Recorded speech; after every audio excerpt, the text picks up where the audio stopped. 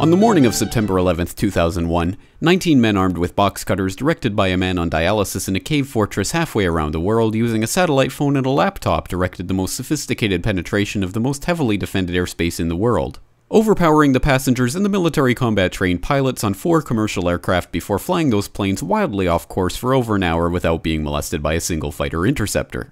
These 19 hijackers, devout religious fundamentalists who like to drink alcohol, snort cocaine, and live with pink-haired strippers, managed to knock down 3 buildings with 2 planes in New York, while in Washington a pilot who couldn't handle a single-engine Cessna was able to fly a 757 in an 8,000-foot descending 270-degree corkscrew turn to come exactly level with the ground, hitting the Pentagon in the budget analyst office where DoD staffers were working on the mystery of the $2.3 trillion that Defense Secretary Donald Rumsfeld had announced missing from the Pentagon's coffers in a press conference the day before, on September 10th, 2001. Luckily, the news anchors knew who did it within minutes. Osama bin Laden. The pundits knew within hours. Osama bin Laden. The administration knew within the day. Terrorists who committed these acts and those who harbor them. And the evidence literally fell into the FBI's lap. That a hijacker's passport was found blocks from the World Trade Center crash site, if you can believe that. But for some reason, a bunch of crazy conspiracy theorists demanded an investigation into the greatest attack on American soil in history. That investigation was delayed, underfunded, set up to fail, a conflict of interest, and a cover-up from start to finish. It was based on testimony extracted through torture, the records of which were destroyed. It failed to mention the existence of WTC-7, Able Danger, P-TECH, Sibel Edmonds, OBL and the CIA, and the drills of hijacked aircraft being flown into buildings that were being simulated at the precise same time that those events were actually happening. It was lied to by the Pentagon, the CIA, the Bush administration, and as for Bush and Cheney, well, no one knows what they told it because they testified in secret, off the record, not under oath, and behind closed doors. It didn't bother to look at who funded the attacks because that question is ultimately of little practical significance. Still, the 9/11 Commission did brilliantly answering all of the questions the public had, except most of the victims' family members' questions, and pinned blame on all the people responsible, although no one so much as lost their job, determining the attacks were failure of imagination. Because Nobody in our government, at least, and I don't think the prior government that could envision flying airplanes into buildings.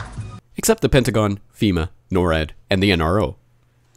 The DIA destroyed 2.5 terabytes of data on Able Danger, but that's okay because it probably wasn't important. The SEC destroyed their records on the investigation into the insider trading before the attacks, but that's okay because destroying the records of the largest investigation in SEC history is just part of routine record keeping. NIST has classified the data that they used for their model of WTC-7's collapse, but that's okay because knowing how they made their model of the collapse would jeopardize public safety.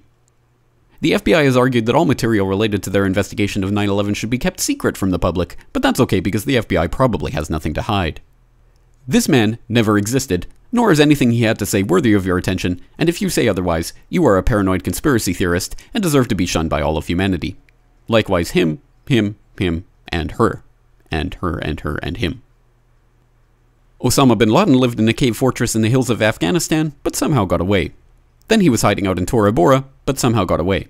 Then he lived in Abbottabad for years, taunting the most comprehensive intelligence dragnet employing the most sophisticated technology in the history of the world for a decade, releasing video after video with complete impunity and getting younger and younger as he did so, before finally being found in a daring SEAL team raid which wasn't recorded on video, in which he didn't resist or use his wife as a human shield, and in which these crack special forces operatives panicked and killed this unarmed man, supposedly the best source of intelligence about those dastardly terrorists on the entire planet. Then they dumped his body in the ocean before telling anyone about it. Then a couple dozen of that team's members died in a helicopter crash in Afghanistan. This is the story of 9/11, brought to you by the media which told you the hard truths about his head could be seen to move violently forward. And they took the babies out of the incubators. And mobile production facilities. And the rescue of Jessica Lynch. If you have any questions about this story, you are a batshit paranoid tinfoil dog-abusing baby hater and will be reviled by everyone. If you love your country and or freedom, happiness, rainbows, rock and roll, puppy dogs, apple pie, and your grandma, you will never ever express doubts about any part of this story to anyone. Ever. This has been a public service announcement by the Friends of the FBI, CIA, NSA, DIA, SEC, MSM, White House, NIST, and the 9/11 Commission. Because ignorance is strength.